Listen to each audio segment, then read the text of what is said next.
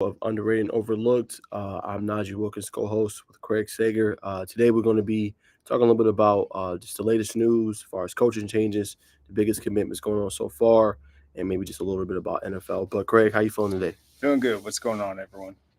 Yes, sir. So we're going to start, Craig. Big announcement. We'll share the screen with y'all and let y'all see. Peyton Joseph officially committed to the Florida Gators. There was big news for him, so I'll let you guys see it.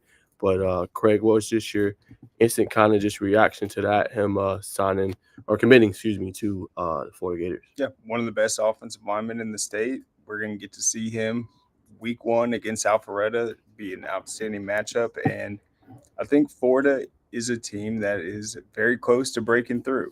Uh, they've had a little inconsistency, but I mean, all the talent that's in the state of Florida, getting guys from Houston County, I think it's a good move. He's a beast. He's a huge part on that offensive line. Houston County has a lot of size, and I think this is a make it or break it year for him. Yeah, we talked about that in the last show, and I 100% agree. I think he's going to be a great addition to the Florida program. I know he was deciding if he was going to stay in state or go out of state. On his final, just three schools: Florida, Florida State, and then Georgia Tech. I think it's big, obviously, him going there, and I think it's big for Houston County too, because we talked about it a little bit last year when we seen them against Lee County, just having a dominant offensive lineman on there. Didn't feel like they had that last year. I feel like they do now, and going forward, I think that's going to be very beneficial for them. And I think Florida's getting a great player. Yep. And with Houston County, we broke down their offense a little bit last show, but you're right. He was the best offensive lineman in that bunch. It's built around him. And I think this year, if he gets help on that offensive line, we might see them, Houston County, produce one of the better offenses in the state. It's going to be tough because every single week they're going up against a top 10 defensive opponent. So he's going to have his hands full. I think this season will prepare him and he will be ready to go with the Gators. No doubt. And we see also Antoine Hill kind of teased a little bit after he made his announcement. He said, hey, with the Gator emoji and also the eyeballs teammate. So I know they have a very, very close relationship. Obviously, they're both going to do their own thing, but I thought that was interesting too, kind of just his comment. And what they got coming in with DJ Lagaway as well, who probably is going to end up being, heavy favorite for that starting role. But I think that's interesting if they were able to team up again. I think it'd be a great move for AJ. And he can pick and choose wherever he wants to go. He's that talented. He's got 5-star size. He's got the arm. He's got the ability. I think going there with his teammate would be great. It's always nice to have someone you're familiar with, you've played with, to take on that next step together. And I could definitely see him come into Florida. No doubt about it. And then I want to get your thoughts on some other news. I don't have a graphic for it, but Christian Langford actually not committed, I'm sorry. He transferred over. He's at Langston Hughes now. So I just want to get your thoughts on that. I don't feel like we talked about that on air, maybe off we did, but not on air. What's your thoughts about that and what he could potentially bring to that group? Well, one, I think it's huge for Langston Hughes as a program. They lose a lot. They've had, obviously, these last few years have been one of the premier teams in the state, but having a quarterback that's going to be massive. He obviously had to sit last year at Buford. He thought he was going to get the starting job. He broke through at East Coweta before that, had a really exciting year. So, one, it's huge for him playing at a top tier program after having a great sophomore year, not getting to play much last year. And I also really think Hughes needs him because they got a lot of skill guys. They're going to be fantastic at those positions. They had a lot of young guys getting involved for the first time last year, but I think having a experienced quarterback that's been at the big programs with East Coweta, playing the Lowndes, playing the Carrolltons and the Westlakes, and then going last year, getting to practice with Dylan, being at a big time program like Buford, I think this would be a good change for him, but also Hughes definitely will benefit from having an experienced passer. No doubt. I got to go back and look, Craig, see if they're 6A or 5A next year. But I think, they're going to be an interesting team to watch. A lot of people probably not going to have them as a favorite, but I think if Langford can put it together, they got some skill position. Jabari Jones, the offensive line is really good. Got some good pieces in Tavares Dice and also Dontrell Glover. I think it's going to be a team that, and then also the guy Xavier Tiller at the tight end. You got to see him in Rome.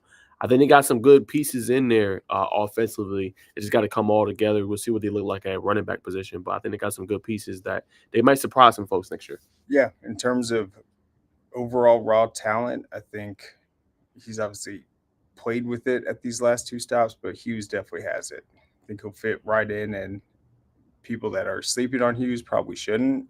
They had one bad game last year, and it was really just one bad half. And then they kind of have fatigue late in the season. But no, I think he makes them a lot better, and never count out Coach Williams.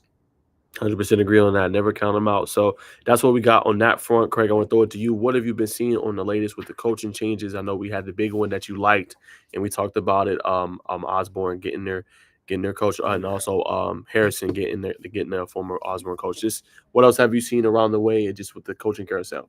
Yeah, I think this year the coaching moves have really impressed me. It's like sometimes the fit doesn't really seem like it was like well thought out or kind of random, but I think Tiff County, they just got Coach Littleton from Bainbridge. That is such a good hire. One, he's from South Georgia. Bainbridge, for people that don't know, they've been one of the toughest teams in Class 4A the last several seasons. They won a state title a few years back. They've had incredible defense, and they've played the Colquitt counties, the same opponents that he's now going to be at Tift squaring off with. And Tift really needs a championship coach because that's a great program, but they have struggled the last few seasons. It's probably been the worst few years of results they've had in their school history. So I think that's a big time hire, getting a state championship coach. Bainbridge, that opens up. That's a valuable one, and that just happened today. So that is probably the biggest one this week, the biggest headliner, but you still have the Camden County job. I guarantee you Coach Littleton was in that interview process as well. He's that good of a coach, and I think it's big for the Blue Devils. They need fresh excitement. They need a new leader. No doubt about it. So it's gonna be interesting to see who they get. Tiff County has been a team, as you said, just kind of needing that revamp, kind of needing that new coach kind of coming in. So interesting to see how he leads them, how successful he's going to be in that first year at the helm. But definitely a group. I mean, they're in a tough region. I know it changed up a little bit, but I know they usually are in there with you said they're South Georgia, right? Yep, they were in there with Camden, Colquitt, and Valdosta last year, and Richmond Hill. So I mean, they've struggled. They've had some success in the non-region, but they've gotten just straight up blown out in those region games. And so I think he's gonna get them to work. And if you look at Bainbridge, I mean, the way that their defense played throughout his stint there, they were lights out. They could play with anyone. He's gonna bring, I think, great results right away. It honestly reminds me of like Thomas County Central when you had Coach Rogers go in there. They were struggling. They were still decent. They're in 4A. He gets there year one. They go undefeated in the regular season. They win a state title year two. I think he's going to make Tiff County kind of go back to the fundamentals, that South Georgia style, keep it simple, take advantage of the athletes you have, and I think they're going to be much improved. No doubt about it. 100% agree with you there. But is there anything else you've seen on the high school ranks, Craig, that you wanted to hit on? I think those are some of the main ones I've seen. It's kind of a slow week. But I think that's all I had seen as far as just big commitments and things like that. I like highlighting the ones that are still open, kind of the biggest job openings. You got Holy Innocents. There's so much appeal for being at a private school. Holy Innocents has been very relevant. They're going to play a great schedule. They'll square off with teams like Westminster, Lovett, St. Pius. I think that's a big time hire, big opportunity. And then on the other one, we still need to see McDonough get filled. That's a team that has been right on the cusp of trying to break through. They usually finish like that 5 spot in the region, but they've been in that region with Pace. Pace, Lovett, some big time programs. So I think they're close to breaking through. The Spalding job is going to open up. It's going to be an interesting position. They beat Perry last year. That was before Coulter Gin returned, but they won, I think, their first ever region title. Someone's going to have to step in and take that job. lots of talent, great program, and then Stars Mill with Coach Phillips retiring. That's That's a really big. good one. Yeah. If you had to say who you think, just obviously it's off platform, but just who you think could be a good fit maybe for that Stars Mill, because Coach Phillips did a great job. I mean, orchestrating them, getting them right, and always having them compete in that very, very tough region that they were in. That's a great question. I'm looking at the list of head coaches that left and haven't been hired somewhere else, and there's honestly not a lot of them. So I think you might see a coordinator, Maybe out of state. yeah, or an out of state. I think that's what you'll see. But Stars Mill, that is, it's a legit place, and as we said, they were a semifinal team last year, and Coach Phillips was there for a long time. So that is a big time one. No And doubt then Wayne about it. County, yeah, they still have to replace Coach Shaw. That Wayne County's a big one. They got that really good player too that's out there. What is his name? I'm butchering his name right now. I gotta look it up. I feel bad.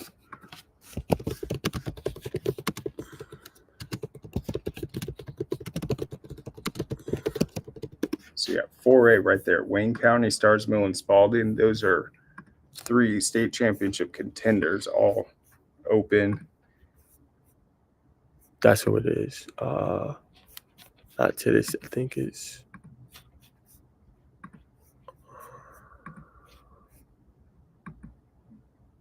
Tavion Wallace. Yeah, that name. Yeah, I think he's a 4-star linebacker. Yeah, so they got them, but they, like you said, had a good season. They had Matthew Fuller, who was really, really good, and I think he's at SC, South Carolina. But yeah, they went 7-4, as you said, 3-2. So I mean, a team that's pretty good. Finished second in their region. Started season 2-0. I mean, they have a pretty good team year in, year out. So interesting to see what they get. Yep, and their defensive coordinator took the Haralson County job. So whoever comes in, they're going to have an opportunity, but it's also could be a challenge. They're going to have to rebuild the staff because after all the success, Coach Shaw leaving for South Carolina, Coach Crutchfield going to Haralson, you have a whole new staff that's going to come in. And I think they're going to go big time. I would not be surprised if you'll see an out-of-state coach come in. No doubt about it. But that's all we got for the high school ranks, guys. We're going to leave that there. We're going to quickly transition to some college. Let's just talk real quick, just a little bit about Georgia. Georgia's wide receiver coach officially left for the Tampa Bay Buccaneers job. That's Brian McClendon. He's a part of the program. Doesn't look like Kirby's announced anything just yet, but that is pretty much known. Let's see. What else they got? Yeah, McClendon was part of Georgia's coaching staff from 2007 to 2015 under Mark Rigg as a grad assistant, running backs coach, and wide receivers coach before departing for South Carolina for 3 seasons as their wide receiver coach and eventual offensive coordinator. Served as wide receiver coach for Oregon and then briefly at Miami before returning to Georgia to be on Smart staff in 2022. So that's the latest. A couple guys that was kind of pointed out here by SI, Sports Illustrated of UGA. Some guys he said was Jimmy Smith, currently at Arkansas. Former Georgia coach Sam Pittman served as running back coach for several seasons there. So he's one of the targets potentially, or could be a good fit. Josh Crawford, current wide receiver coach at Georgia Tech, about to enter year 2. Kind of has some deep ties into Georgia. Depends on what he do. We see what they were able to do in their first year with some of those guys. Eric Singleton in that dominant year, and then James Coley, excuse me. So big time. This name is known to Georgia fans. Recently hired as wide receiver coach at South Carolina, coached at Texas A&M for a few seasons. So those are some of the guys that could potentially be targets. But what's your thoughts? Well, I really like BMAC. He was there when I was there, and he was not only a good coach, but he was so pivotal in the recruiting process. He didn't just recruit the receiver position. He was the pass game coordinator, so he recruited a lot of these great running backs over the years, was involved in quarterbacks, tight ends. So I think they're going to need someone that is able to be a shrewd recruiter like he was. He also was very versatile at UGA. He started off coaching receivers with Coach Eason, and that's the guy that brought in AJ Green, Tavares King, Chris Durham. That was when, in my opinion, that was the strongest Georgia's been at the receiver position in terms of depth. Then BMAC, because they hired Coach Tony Ball. BMAC actually coached the running backs a few seasons after that. So he's had his hands on a lot of different positions. And then congrats to him. He's able to be at Georgia when they win those national championships. And I mean, this is just a product of his great work, his career, and I think he's going to be great for Tampa Bay. But they got to find someone that is able to relate to the players and be a good recruiter, because BMAC was 100% probably the best on the staff at that. Him and Coach Searles, the offensive line coach. Some high praise, Craig. Definitely is going to be missed. I know a couple of recruits were kind of talking about Coach BMAC, and they're going to miss him. Him leaving, and you could just look at his track record, what he's been able to do and accomplish. So that is definitely big time. Congrats to him on going to the NFL. That is, I'm sure, a great opportunity for him. I'm sure he's excited, to kind of go there and be able to make even more of a name for himself. So I think that's pretty cool. Yeah, and he obviously played at Georgia too. So, I mean, he really was a guy that could relate to the players, made it fun, had valuable advice, intel, could break down film. So that is a big loss for Georgia. But I think he earned it, and that's a big jump for him. No doubt about it. And then we had a big news update. I really want to get your response, Craig. Let me see if I can find it. I seen it earlier. Yeah, BMAC went to Mays High School. Here we go. This is what I was looking for.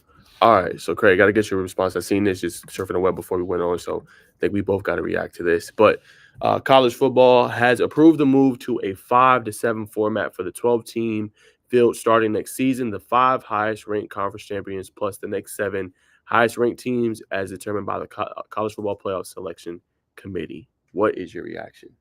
Okay, let's think about this. Yep.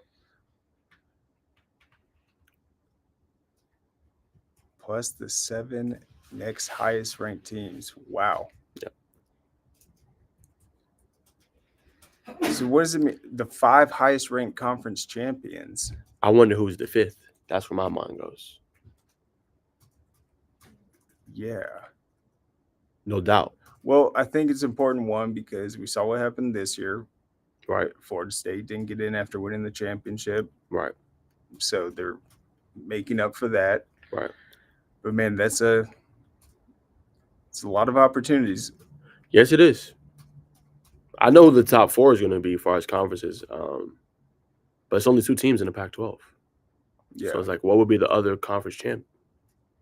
We know ACC, we know Big 10, we know Big 12, and we know SEC, obviously. But who's the 5th?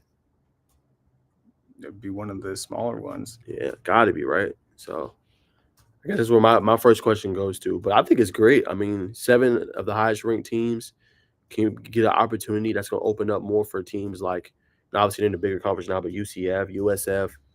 I think what I'm going to do after this is like take that exact scenario and see who it would have produced this year. And I think that would help, like, what it's going to look like. Like, who would that have been this year? That's a good point. Yeah. Interesting. Because who won? So it would have been obviously Washington. Just thinking about it. So it would have been Washington, Alabama. Who won? Florida State. Yeah, Washington, Alabama, Florida State, Texas. SMU. And they're in the ACC now. That would have been a 5 this year, y'all.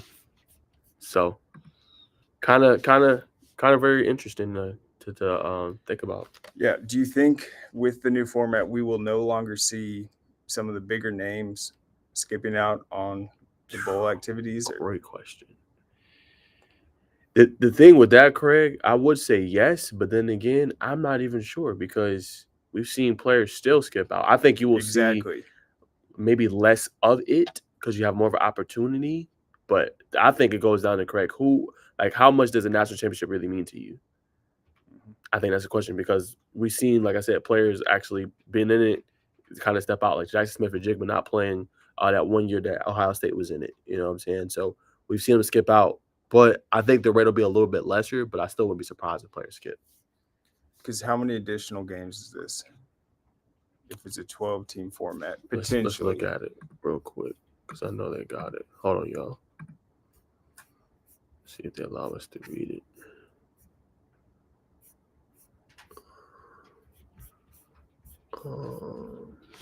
It's got to be at least 3. Without 12-team. So you're gonna have. Let's see. You in the season, you got to play in the conference championship. A team that doesn't make the conference championship that's still ranked high could still potentially get in and just get more time off. There it is. Yep. So here we go. We're gonna share it with y'all so y'all can see it too. Oh, sorry. Here we go. This is what it could potentially look like. Obviously, got the 5 conference champions. They got Liberty. Interesting. So Liberty at 12. And it looks like so there is the buys for 4 teams. They advance automatically. But yeah, that's 3 games. 3 games. That's what it looks like. This is hypothetical because like he did this. If you know you're a first December. round pick and you want to just get to that process, that is a lot of time. That is, and it too affects recruiting because remember the early national signing day is in December. These games kick off then because it starts earlier. So it's kind of intriguing. Yeah. So that's why I said like NCAA or whoever, the constituting body, they're gonna have to be able to find a way, in my opinion, to kind of like curb it back, like the transfer portal when that is, because you got all that going on and you got kids, you know what I'm saying, going to schools and committing all while this is going on. 100%. Yeah. And we already see the early enrollees getting to dress out for the games. That's going to still be a thing. Yep. But, I mean, I like it. I'm not one of these guys that – I don't think there's any going back to the way college football used to be. So, nah, I think we just got to see how it works out and continue making these adaptions. But I think they'll be exciting. No doubt. And again, y'all, that was a hypothetical. He did that in December. Yeah. So that's just what we think. Yeah, Liberty would have gotten in. Yeah, that was this hypothetical. So we'll see how it comes. I'm sure they're going to have an official bracket and everything, how it will look. So we'll obviously, when we see that and get an update on that, we'll react to that officially. But we wanted to react to those news. But before we close out, Craig, did you have any major NFL news that you've seen? I know it's slow right now. I know Combine's coming up. I think the period to start, the franchise tag starts today, I think all the way for 2 weeks. You have the ability to franchise tag before free agency starts. So I know that's up. So you've seen a lot of that, but I haven't seen too much on that realm. Have you? No. Are there any NFL positions, head coach, open right now? No, head coach. All 8 vacancies were filled. Washington filled theirs with Cliff Kingsbury. No, I think position-wise, there's not. No, there's not many. So full steam ahead. Full steam. Any players thinking of like? It's always that storyline. Are they going to retire or come back? Have you seen any of that? Oh, Mike Davis retired, formerly of the Atlanta Falcons. I think he was from here in Georgia. Yep. Yeah, he retired. But no, I haven't seen anything major as far as that coming back or anything. I guess to kind of close out, Craig, I'll throw it to you. I thought you had a good take on it. What's this? We don't usually talk basketball. It's strictly a football show. But I just want to get your thoughts just real quick. It was the All-Star weekend. I'm going to be honest. I didn't watch it. It just doesn't have that same allure. But if you were a person, Craig, and you could change just a couple things, what would you change about just the break and just the game itself? Oh, man. I feel like they've tried a lot of different things.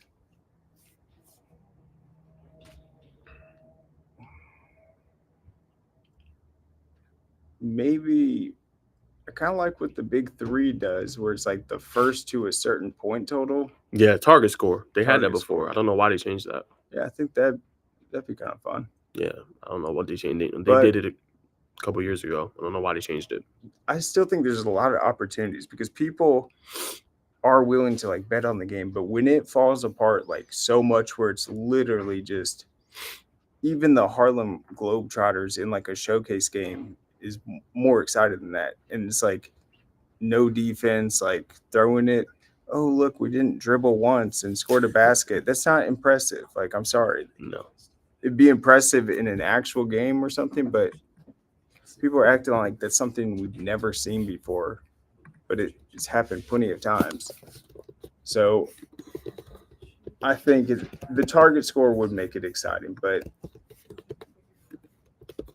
there should be more incentive on like, oh, I want the East to win. I want the West to win. There used to be a real rivalry in the league. I think that has disappeared significantly. There hasn't been an East versus West like real dynamic in a long time. No. And then I want to just talk about the quote.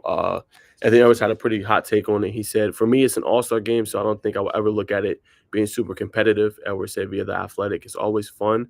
I don't know what they can do to make it more competitive." That was kind of his stance on it. But I was watching a video, Craig, or a clip, and Kobe said, like, "Man, I know every year I was in it, like we was trying to go at it, and we was trying to beat them every time for bragging rights." Like he said, they just had like a different mindset mentality when they did it. I think for now, I mean, I think it goes back to some of the players, like they don't have that major concern for it, in my humble opinion. But I think here's how you can change it. So it's two ways, Craig. You tell me what you think about it. I've been thinking about it a little bit. I think one, right, whoever wins this game, West or East, they get home court advantage come the finals. Yeah. Right? I think that'd be a way. So if the West wins, whatever West team comes out, they get the home court advantage. East wins, East team comes out. Then I think the other way you could do it, make it a little bit more incentivizing. Okay, do maybe 100K per player, if you win the game. 150K each player. Now I know they're already millionaires and whatever, but for some guys, like, that definitely can help out. Just, I mean, you shouldn't really be saying it's really an honor and a privilege to be an all-star, but I think those are just ways you can kind of, incentivize it maybe a little bit more. Yeah, I think what's unique about basketball compared to like football, it's like there is, it's like a mountain you climb. It's like balling out in a high school game. That's a big deal. Like your clip can go viral. You drop 40. If you do it in a state championship, like in a bigger, you become more of a legend. You get to the Final Four in college, you become a legend. The All Star game used to be that game where it's like, if you're a rookie, you're on the court with you got Michael Jordan, Shaq, and so that's your chance. Like it was about showing up to the best like basketball environment and doing your thing. That's why I think Kobe compared it to like a pickup game at like a Rucker Park. yeah, Yeah. and how that's more competitive. It's like why? Because that specific court that has the pride. You got to show up and do it there. But That's such a good point because when you think about that, just real quick, it's not all about what you've accomplished in basketball. It's just you going to go play. Like those accolades you got, none of that stuff matters. Like it's you just out there hooping, like playing basketball to a high level. That's such a good point. yeah, and it was always like, who is going to get that MVP? Like there's years where you have like Tracy McGrady out there. He's obviously going to take a lot of shots. You got like Dirk, Nowinski, yeah, all these guys, and it seemed like all of them wanted to shoot at a high percentage, um, be the most spectacular player, and then walk off knowing that they won the MVP. I don't think people even care about the MVP anymore. That's kind of sad too. Yeah. I mean, they booed Lillard, didn't they, after he won? I think so, which is kind of crazy. Yeah, I mean, that used to be the biggest thing. You win the MVP in an All-Star game, that's like the Olympics winning the 100 meters. Like you're the best in the world, but it's a little watered down. But I think it's going to take a spectacular rookie or a young guy coming in and setting the tone. Yeah, setting the tone, putting pride on the line, and yeah, maybe a couple guys, but you got to get the East-West dynamic or something back to where the teams actually have distinct things they're representing. But I mean, I don't think it's awful. It's just the certain plays where it's like so obviously it's not basketball. We know what a basketball game looks like. That's not it. No. Like no one's in the paint. No one's even trying to deflect a shot. It's the fans are clearly frustrated. And it's like they don't want guys going out there getting hurt. That's not what they're saying, but the rosters are big enough. No one should be playing all 4 quarters anyway. Nah. That's why I think the target score is better.